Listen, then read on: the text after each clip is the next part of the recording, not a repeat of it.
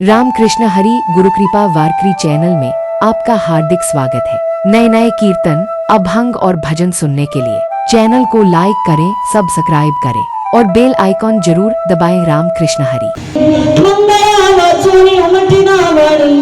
अखंडची खाणी किरोशी यम ब्रह्मा वरुणेंद्र रुद्र सुनवंति दिव्यस्तवै वेदै सांग पदक्रमोपनिषदै गायति यम सामगः ध्यानावस्थित तद्गतेन मनसा पश्यन्ति यम योगिनो यस्यां तं न विदुः सुरासुरगणा देवाय तस्मै नमः। ओम श्री विभूषित नवनीराभा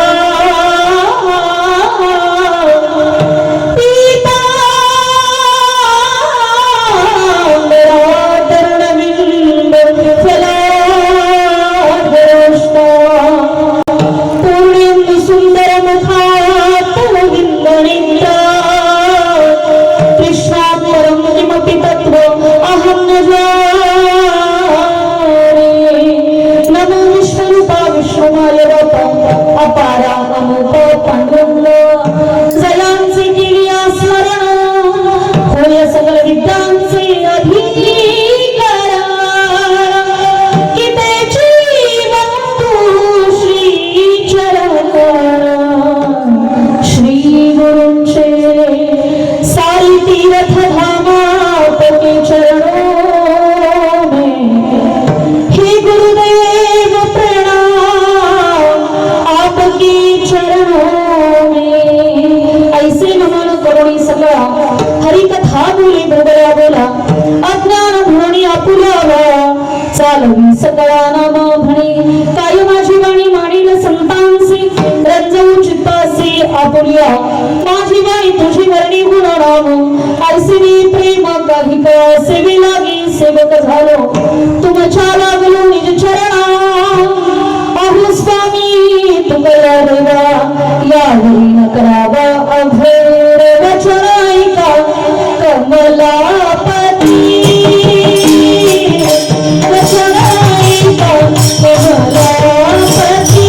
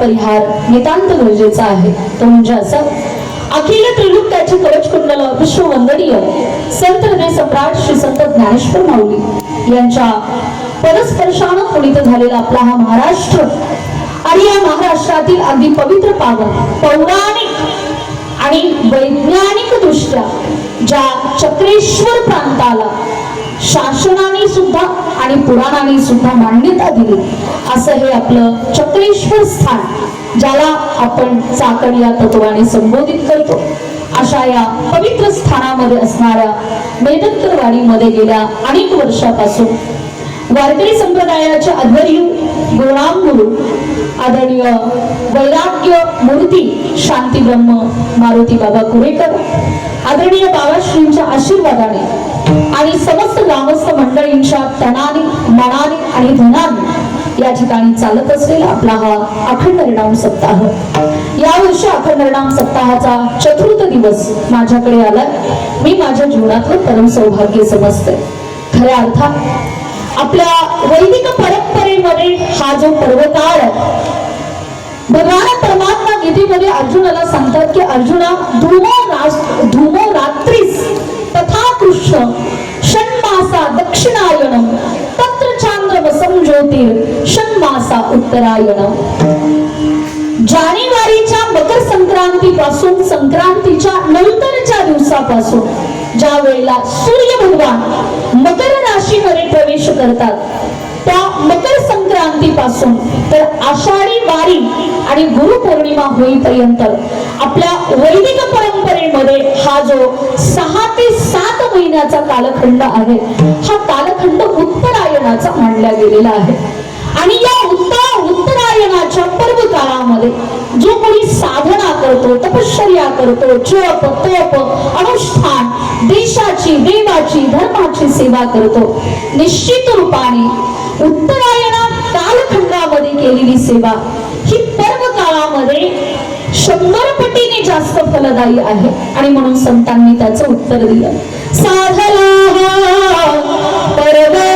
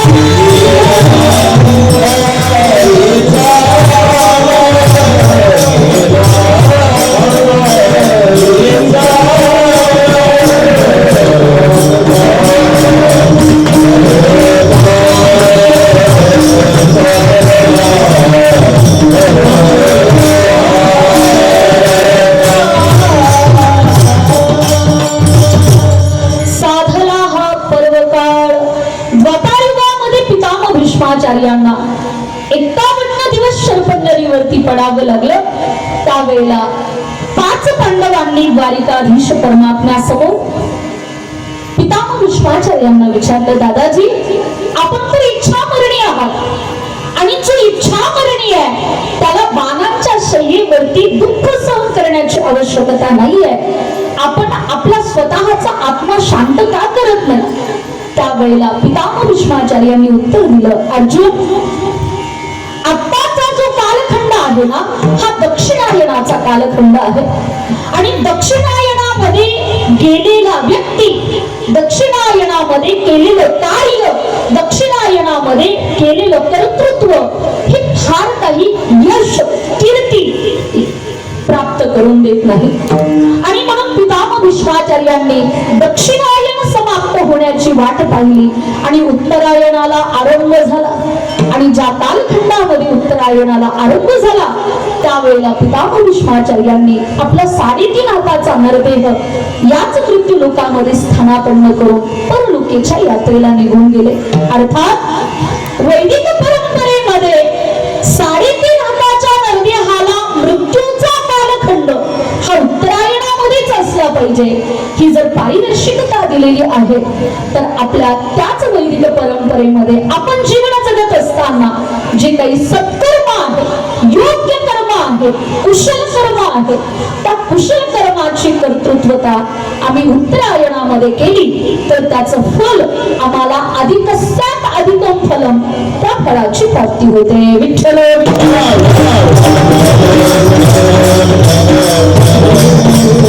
आणि म्हणून हा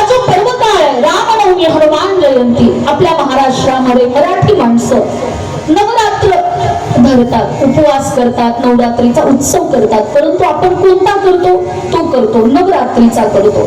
परंतु चैत्र महिन्यातले जे नवरात्र आहे म्हणजे रामनवमीच्या अगोदरचे 9 दिवस आणि रामनवमी झाल्यानंतर हनुमान जयंतीच्या मध्ये असणारे जे दिवस आहेत, या दिवसाचा, या महिन्यांचा, या नवरात्रांचा विशेष महिमा रामचरित मानस ग्रंथामध्ये सांगितलेला आहे.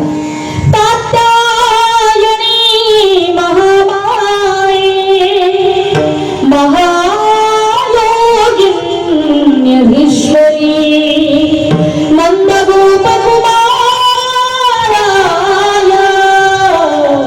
प्रतिमे गुरुते मम. कात्यायनी महामाये या चैत्र महिन्यातल्या नवरात्र महोत्सवामध्ये आम्ही जर जप तप अनुष्ठान उपवास केले तर निश्चितच आम्हाला भगवान परमात्म्याची कृपा होऊन आम्हाला त्या पर्व काळाचा लाभ होतो. विठ्ठल.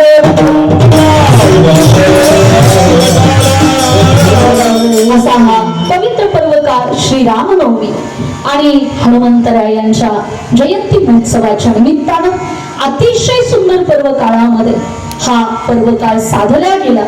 आणि याही वर्षी ग्रामस्थ मंडळींनी आणि आपल्या गावचे भूमिपुत्र आदरणीय हरिवती परायण संतोष ज्ञानोबा आगरकर आदरणीय काकाश्रींनी पुनश्च एकदा आमंत्रित केलं आणि वारकरी संप्रदायाच्या नियमाने विनंतीला मान देऊन धर्माची सेवा, देशाची सेवा, वारकरी संप्रदायाची सेवा करत असताना पुनश्च एकदा अतिशय सुंदर मंदिरामध्ये सेवा करण्याचा योग आला.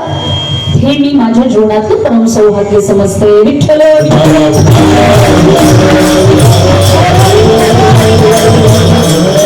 मागच्या वर्षी खऱ्या अर्थाने इथे येण्याचा योग माझे बंधू हरिवती पराई कृष्णा महाराज यांच्या माध्यमातून योग आला. या वर्षी ग्रामस्थ मंडळींनी पुन्हा आमंत्रित केलं आणि पुन्हा या ठिकाणी येण्याचा योगायोग आला. खऱ्या अर्थाने पवित्र स्थानामध्ये आणि योग्य जागेवरती आपण उभं राहिलो की याचा स्वाभिमान, याचा आनंद एक वेगळा असतो.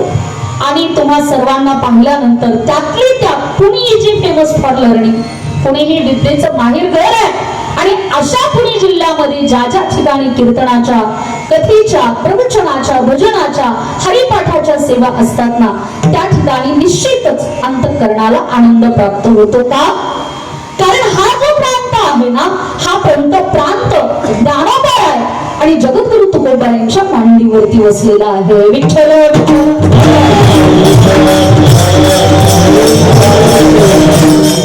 गुढी पाडव्याच्या दिवशी आम्ही प्रत्येक घरावरती ज्या गुढ्या उभारल्या, रामनवमीच्या दिवशी आम्ही प्रत्येकाच्या घरामध्ये श्रीरामांचा जो पाळणा हलवला, प्रत्येक मंदिरामध्ये जी श्री रामचंद्र प्रभूंची नवमी असेल, हनुमान जयंती असेल, पाडवा असेल, प्रत्येकाच्या अंतःकरणातला जो आनंद आहे आपल्या आराध्य देवत्वाबद्दल. सजादो बाग गुलशनसा, सजादो बाग गुलशनसा, अवध मेरा